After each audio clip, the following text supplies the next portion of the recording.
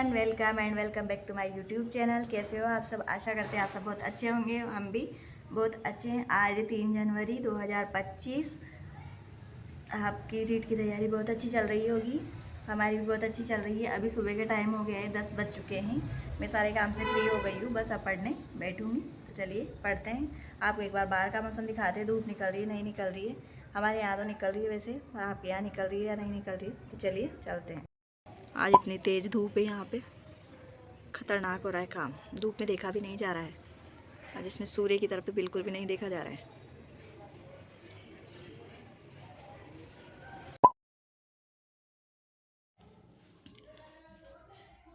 Time हो चुका है 10:30 और मैं यहाँ पर सुबह के टाइम पे पढ़ने बैठ चुकी हूँ।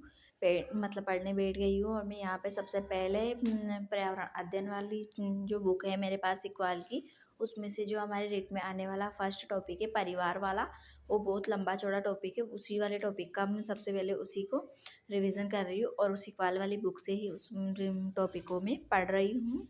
कम से कम बुक के अंदर 10 पेजेस के परिवार वाले टॉपिक के, मतलब एकल परिवार, संयुक्त परिवार, फिर प्रथा वगैरह, जैसे दहेज प्रथा है, डाकन प्रथा है, वो सारी प्रथाएं वगैरह दे रखी है इसके अंदर। तो ये मतलब बहुत बड़ा चैप्टर हो रहा है, सबसे बड़ा चैप्टर है ये स्टार्टिंग में। वैसे पर्यावरण अध्ययन में सभी चैप्टर बहुत बड़े बड़े दे रखे हैं। और जो सिखवाल वाली बुक है, इसमें जो लैंग्वेज दे रखी है वो बहुत सिंपल दे रखी है, इसलिए मैं इसी वाली लैंग्वेज से इसका सॉल्यूशन कर रही हूँ। जो रीड का पेपर है वो हमारा, अब हमारे पास 54 दिन बाकी है। मतलब 54 दिन, आज का दिन तो चला गया है 3 तारीख। अब से जनवरी के बचे हैं हमारे पास 28 दिन और फरवरी के बचे हैं 26 दिन। तो हमारे पास टोटल अब 54 दिन बाकी है। तो जो जो हमारी प्रिपरेशन है हम उसी हिसाब से करेंगे। और जो भी मतलब मैं रीट को समझ कर तैयारी नहीं कर रही हूँ। मैं तो 3rd ग्रेड की तैयारी कर रही हूँ, क्योंकि मेरा रीट प्री पहले से भी क्लियर है, इसलिए मैं ज़्यादा ध्यान 3rd ग्रेड पर दे रही हूँ। हमारा जो मतलब जो सिलेबस है वो 3rd ग्रेड से मिलता जुलता है रीट के साथ में। वैसे जीके जो 3rd ग्रेड में जो जीके दे रखी है वो बहुत लंबी चौड़ी दे रखी है। इसमें राजस्थान का जीके कम है और अदरवाइज़ चीज़ें ज़्यादा दे रखी है। वैसे मैं राजस्थान जीके पर ज़्यादा जोर दे रही हूँ, क्योंकि मेरे रीट मेंस में भी राजस्थान जीके आएगी। तो राजस्थान जीके पर ज़्यादा रिवीजन करना है उसका, जो आगे रीट मेंस में भी मेरे काम आए। तो जो ये परिवार वाला टॉपिक है वो तो मैं पर्यावरण अध्ययन वाली बुक से ही पढ़ रही हूँ, क्योंकि ये टॉपिक है, इसमें से 1-2 क्वेश्चन बन जाते हैं, ज़्यादा तो नहीं बनते हैं, पर 1 या 2 क्वेश्चन बन जाते हैं। और जो बनते हैं ना वो सिंपल ही क्वेश्चन बनते हैं, क्योंकि मैंने पहले भी रीड दिया है तो उसमें सिंपल ही क्वेश्चन बनते हैं। जैसे एकल परिवार, संयुक्त परिवार, इनसे बन जाते हैं, या फिर दहेज प्रथा, डाकन प्रथा, इन प्रथाओं से बन जाते हैं।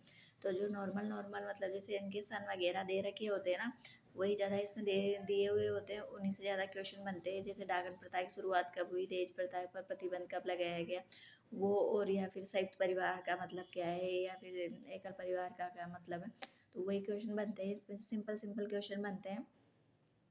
मेन तो राजस्थान जीके होता है इसमें, मतलब राजस्थान जीके से अच्छे खासे क्वेश्चन बन जाते हैं। और हमारे रीट मेंस में भी जो 3rd ग्रेड का पेपर है उसमें भी राजस्थान जीके ज़्यादा आएगा, मतलब राजस्थान जीके का वेटेज ज़्यादा है उसके अंदर।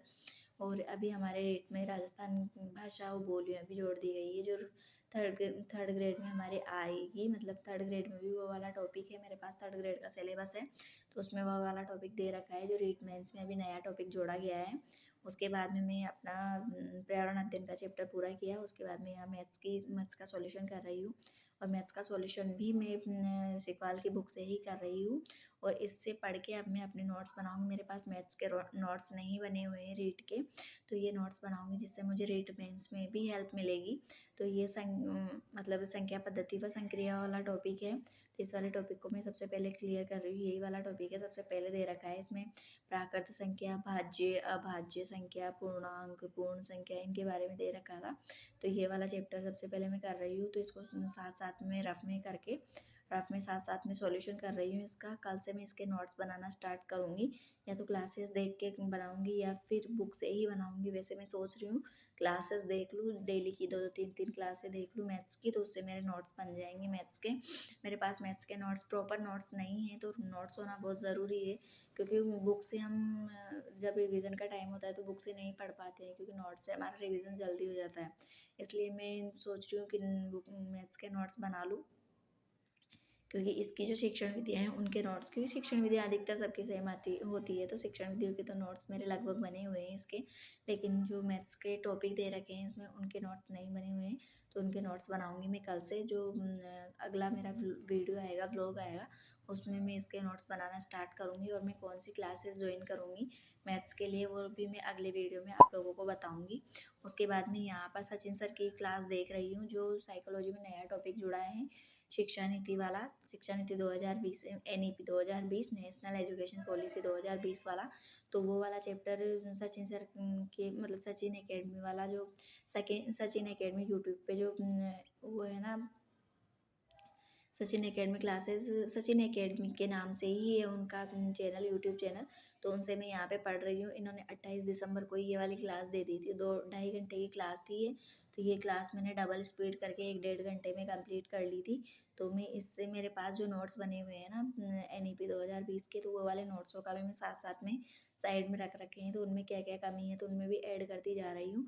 और जो ये सर है ना, जो हर टॉपिक मतलब जो NEP 2020 में जो नए नए टॉपिक है ना, 4-5 टॉपिक है उसके अंतर्गत, तो वो मतलब क्लास के मतलब सॉल्यूशन करवा रहे हैं, उसके साथ साथ में क्वेश्चन भी करवा रहे हैं। एक टॉपिक के 10-15-20 क्वेश्चन करवा रहे हैं क्लास के अंदर, इसीलिए इनकी क्लास 2.5 घंटे की है। और अगर हम इसको डबल स्पीड वर्क कर कर देखते हैं तो ये वाली क्लास 1-1.5 घंटे में कंप्लीट हो जाती है हमारी। और जो हमारे साइकोलॉजी में नया टॉपिक जुड़ा है तो वो वाला टॉपिक कंप्लीट हो जाता है। अगर आप लोगों को भी साइकोलॉजी में कोई सा भी टॉपिक में दिक्कत आ रही हो या फिर आपके पास क्लास ही नहीं हो, तो सचिन सर 1 तारीख से मतलब 1 जनवरी से ही मैराथन दे रहे हैं। ज़्यादा लंबी मैराथन नहीं देंगे, वैसे 5 या 6 मैराथन देंगे, छोटी छोटी 2-2 घंटे की। तो उसमें हमारा सारा साइकोलॉजी कंप्लीट हो जाएगा, और थ्योरी के साथ में दे रहे हैं ये। तो हमारी थ्योरी भी कंप्लीट हो जाएगी और हमारे क्वेश्चन भी कंप्लीट हो जाएंगे। इसलिए मैं भी इनकी क्लासेस ज्वाइन करूँगी। मैंने इनके चैनल को सब्सक्राइब कर लिया है और इनकी क्लासेस देख रही हूँ मैं, जिससे मेरा NEP 2020 तो मेरा बिल्कुल क्लियर हो गया है। और नोट्स भी मेरे पास बने हुए हैं इसके पहले से। तो नोट्सों में भी जो जो कमी थी तो वो मैंने ऐड कर लिया है, और रिवीजन भी हो गया है मेरा इसका। तो ये वाली NEP 2020 तो मेरा बिल्कुल कंप्लीट हो गया है। मतलब इतने सिंपल तरीके से पढ़ाया है इन्होंने। ये CTET वगैरह को भी पढ़ाते हैं और रीट को भी पढ़ा रहे हैं ये। तो इनका मैंने वीडियो देखा था अभी, जस्ट मेरे 1 दिन पहले मेरे पास वीडियो आया था इनका यूट्यूब पे। पहले मैं इनकी क्लासेस नहीं देखती थी, लेकिन मैंने एक वीडियो देखा इनका, तो इन्होंने बहुत अच्छी स्ट्रेटजी बताई रीट क्लियर करने की। तो आप लोगों को भी अगर इनका वीडियो देखना है तो सचिन एकेडमी लिख कर आप सर्च कर सकते हो यूट्यूब पर, तो उससे आपको इनकी क्लासें मिल जाएगी। और इनका मतलब इनकी क्लासें बहुत अच्छी है। मैं तो साइकोलॉजी यहाँ से पढ़ूंगी, इन्हीं सर से पढ़ूंगी, और जो जो मुझे कमी लगेगी वो सारी मैं यहाँ पर कंप्लीट कर लूँगी।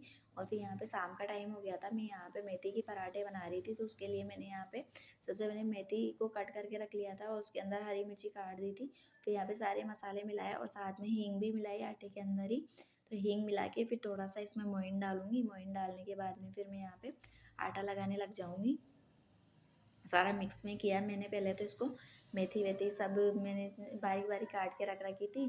तो सारा मिक्स किया, और मिक्स करने के बाद में इसमें मैंने मोइन के लिए घी डाला था, जो देसी घी होता है अपना घर वाला, तो वही वाला देसी घी मैंने इसके अंदर डाला था थोड़ा सा, जिससे कि वो जो पराठे बनाओ ना वो अच्छे बने और मतलब मुलायम, अंदर से क्रिस्पी बने। तो इसलिए मैंने इसमें से थोड़ा घी डाला, और घी डालने के बाद में मैंने सारा मिक्स किया। मिक्स करने के बाद यहाँ पे गुनगुना पानी कर रखा था मैंने हल्का, तो मतलब नॉर्मल जो, उससे मैंने आटे को गूँथा और आटे को लगा के फिर थोड़ी देर के लिए मैं आटे को रख दूँगी, मतलब रेस्ट के लिए। फिर उसके बाद में मैं खाना बनाऊँगी।